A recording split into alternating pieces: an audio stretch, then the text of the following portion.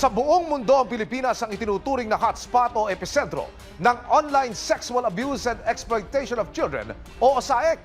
Sa nakalipas na mga taon, nakaalarma ang patuloy pang pagdami ng kaso nito. Sa Caloocan City, isang pamilya ang tila nabihag na ng masalimuot na mundong ito na kahit 2 buwang gulang na sanggol hindi raw ligtas at naaabuso pa. Sa loob ng 6 na buwan, tinutukan ng National Bureau of Investigation, Violence Against Women and Children Department o NBI, VAUCD, ang isang ginang na itatago namin sa pangalang Edna. Inilalako raw ni Edna online ang maseselang larawan at video ng kanyang mga anak at pamangkin sa dayuhang mga parokyano.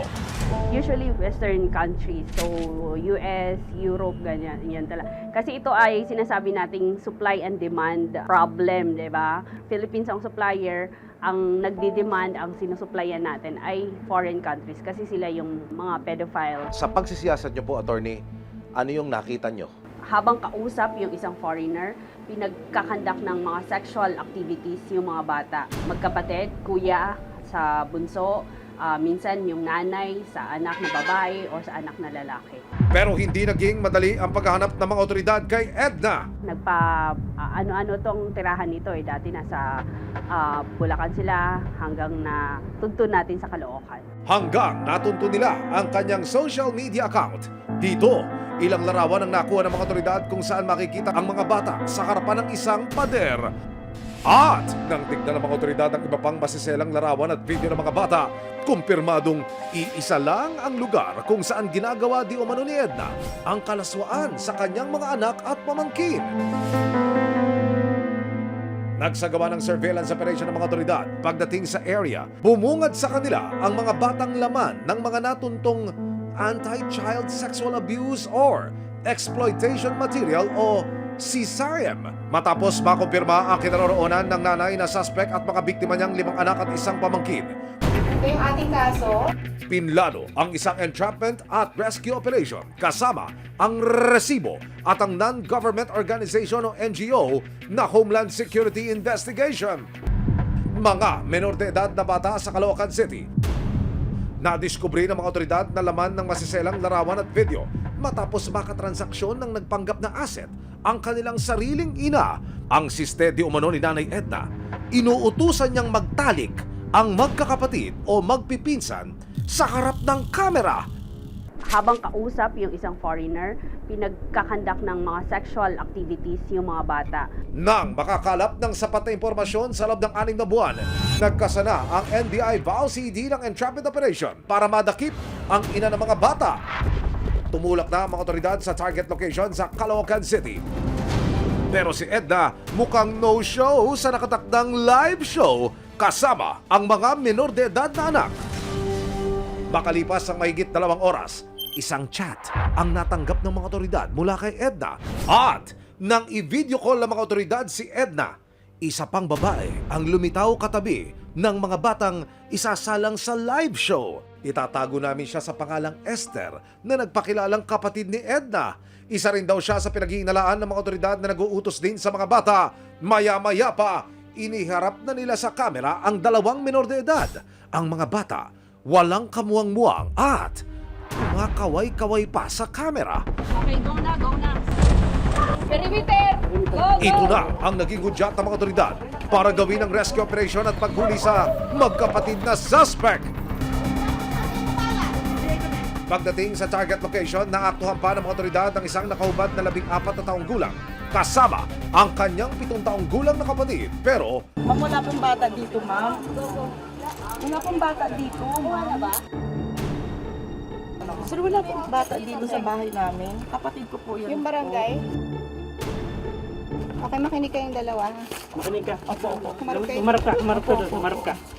nang pasukin ng mga otoridad ang kwarto ng bahay, dito na nila natagpuan ang 6 na bata. Agad na nirescue ng mga social worker at NBI VAUCD ang 6 na menor de edad. Nailigtas na rin ang 2 buwang gulang na sanggol habang sinasagip ang mga bata. Wala po, wala po. DSWD. Yes, pati po lang. Okay, dala na sa mga mga saplo. May isa pa? Isa pa?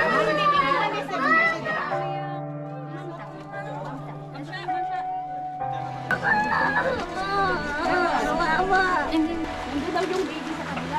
Arestado ang magkapatid na Esther, Edna at kanyang asawa na iimbestigahan din kung may kinalaman sa di umano'y iligal na kalakaran ng asawa.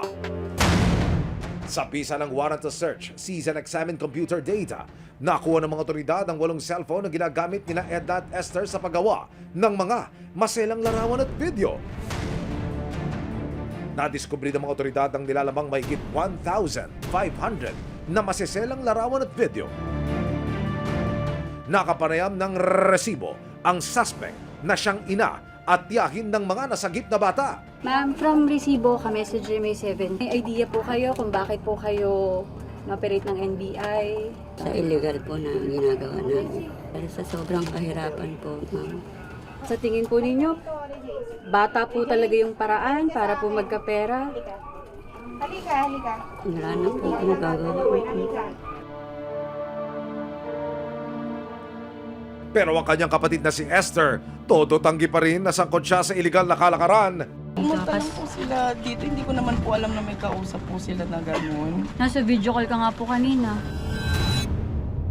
Bali yung kausap lang po niya, naghilo lang naman po ako. Yun lang naman po yung ginawa ko. Wala naman po akong sinabing iba. Kinumpirma ng NBI Bao City ang eksaktong lugar kung saan madalas kunan ng malalaswang pictures at video ang mga bata. Ay, ang mismong door na yan, na puti na yan, yan ang nakikita sa mga sexually explicit videos na sinesend nila sa kanilang mga customers worldwide. Tapos itong brick wallpaper, pink na to, very strikingly the same po dun sa mga sisa. And everything, pati po yung rough na hollow block walls na yan, Eksakto. Matapos ang pagsagip at paghuli, dinala ang mga batang biktima at mga arestadong suspect sa opisina ng National Bureau of Investigation. Pina-medical genital examination natin, may penetrations na mga nangyari sa mga batang ito. Sinampakan naman ng patong-patong na kasong online sexual abuse and exploitation of children, qualified trafficking at rape by sexual assault. Humaharap sila ng 14 life imprisonment. Ibig sabihin, sakaling mapatunayang magkasala habang buhay ng pagkakakulong ang parusa sa mga suspect. Samantala, ang mga nasagip na menor de edad manunuluyan sa isang shelter para dumaan sa healing process. May karapatan sila na dapat pinoprotektahan ng mga magulang dapat, di ba? Paalala rin ng NBI Bao City. Once na pinost natin, sinend natin online yung mga pictures na to, hindi natin alam paglaki nila, baka bumungad sa kanila yung mga videos, mga pictures na to, di ba? So, paano na lang ang magiging buhay ng mga batang ito?